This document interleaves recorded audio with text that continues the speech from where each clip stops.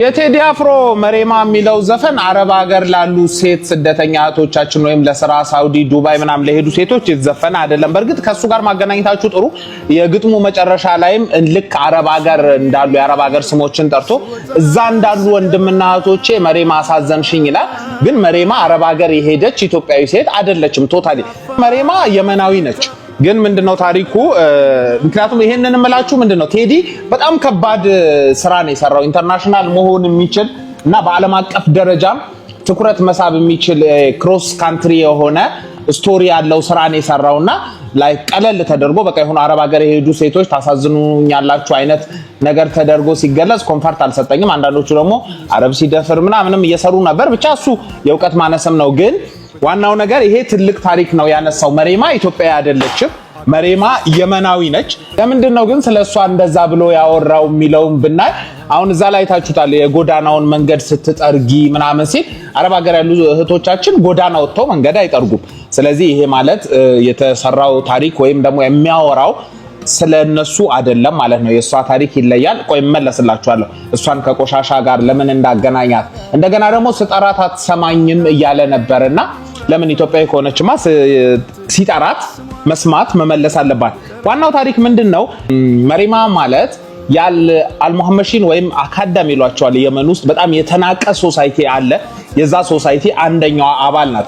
እነዚህ አካዳሚዎች የሚሏቸው በ6ኛው ሴንቸሪ ካሌብ ኪንግ ካሌብ የኢትዮጵያው ንጉስ የአክሱም ንጉስ የነበረው የመን ድረስ ተቆጣጥሮ ለ50 ዓመታት ኢትዮጵያ የመንን ገዝታለች። ኢትዮጵያ የመንን ከገዛች በኋላ የኢትዮጵያ ወታደሮች እዛ ቀርተዋል። በኋላ ላይ የፐርሺያን ኢምፓየር በፈጸመው ወደዚህ አታክ ፈጸመና ኢትዮጵያ ለቀቀች። ያን ኮንከር አድርገው የነበረውን አካባቢ ለቃ አክሱማይት ኢምፓየር ወደ ኢትዮጵያ ግዛቱ ተመለሰ ወይም የመንን ለቀቀ። የመንን በለቀቀበት ሰዓት ግን እዛ የቀሩ ኢትዮጵያውያን ወታደሮች ነበሩ እና አሁን ይሄ አካዳም የሚሏቸው አካዳም ማለት በጣም ክፉ ቃል ነው። ገረዶች እንደማለት ነው፣ አገልጋዮች ማለት ነው እና በጣም ነው የሚንቋቸውና እነዛ የተናቁ ሰዎች የነዛ ኢትዮጵያውያን ወታደሮች ልጆች ናቸው። ፎቶአቸውን እዚህ ጋር አደርግላችኋለሁና ቶታሊ ኢትዮጵያዊ ነው የሚመስሉት በመልክም በምንምና የመን ውስጥ እጅግ በጣም የሚጨቆኑ ማነን እስኪሉ ድረስ በጣም ከባድ መከራ ውስጥ የሚያልፉ ከዛ የሚፈቀድላቸው ስራዎች ምን መሰላችሁ? አሁን ቴዲ ያነሳው መንገዱን ስትጠርግ ያለው እነዚህ አካዳሚ የሚባሉት አልሙሐመሺን የሚባሉት የሚፈቀድላቸው ስራ መንገድ ማጽዳት፣ ቆሻሻ መጣል፣ ሽንት ቤት ማጠብ፣ መለመን የመሳሰሉት ስራዎች ብቻ ነው የሚፈቀድላቸው። ከዛ ውጪ መማር አይፈቀድላቸው። የሚኖሩበት ቦታ ልክ ኢትዮጵያ ውስጥ ቆሼ የሚባለው አካባቢ ነው። ልክ እንደዛ አይነት የቆሻሻ እንትን ላይ በላስቲክ ቤቶች ነው። ይሄው እዚህ ጋር አሳያችኋለሁ። በዛ መኖሪያ ውስጥ ነው የሚኖሩትና ቴዲ በጣም ነው ያስገረመኝ እዛ ድረስ አስተውሎ የነሱን ህመም መናገሩ። ምክንያቱም አረብ ሀገር ያለች ኢትዮጵያዊ አንድ ሴት ዜግነት አላት፣ ማንነት አላት፣ ኢትዮጵያዊ ነች። ለተወሰነ ጊዜ ትበደላለች እንጂ ማንነት ሉዝ አላደረገችም። እነዛ የኢትዮጵያ ዘር ያለባቸው ሰዎችን በከባዱ ነው የሚጨቆኑ። ባይዛው የመን ብቻ አይደለም፣ ሲዲዎች አሉ፣ ሲዲ የሚባሉ ህንድ ውስጥ አሉ፣ በጣም የሚጨቆኑ ከኢትዮጵያ የሄዱ ሌሎች ሀገሮች። ስሪላንካ ላይም አንድ ማን ነበር ባሉ አሉ። እዛም ካፊሮች ይሏቸዋል።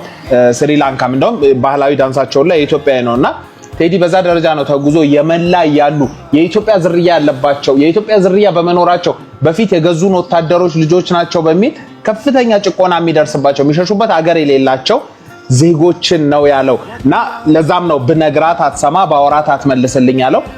እሷ ኢቭን ኢትዮጵያዊ መሆናቸውን ብዙዎቹ ስለማያውቁ ነው፣ አክቲቪስት ከሆኑት ውጪ ስላልተማሩ ስለራሳቸው ስላልተነገራቸው።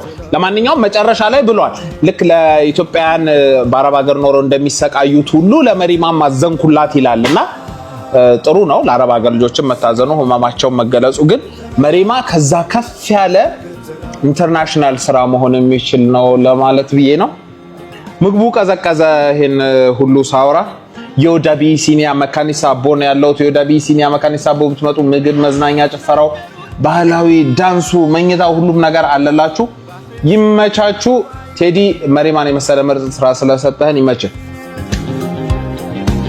ባያታም ሳያዬ በተራታት ሰማ መሬማ